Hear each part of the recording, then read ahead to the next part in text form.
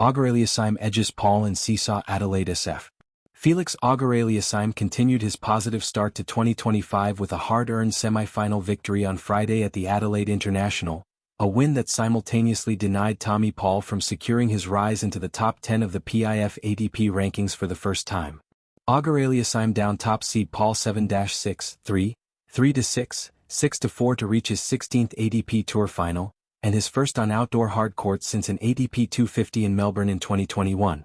The fifth-seeded Canadian crucially saved all 3 break points he faced in the deciding set, according to Infosys ATP Stats, en route to a 2-hour 45-minute triumph.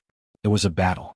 It was about physical effort, mental effort, because it was matched with lots of ups and downs, said Auger-Aliassime in his on-court interview.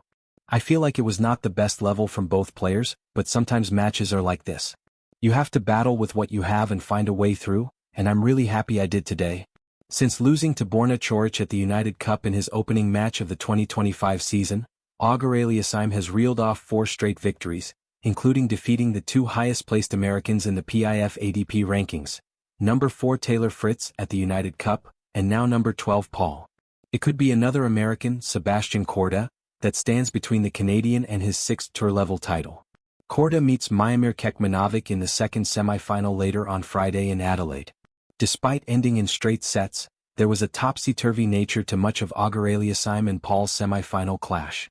The Canadian notched the first break of serve in the match for a 4-3 lead in the opening set, but his opponent responded by reeling off 10 straight points.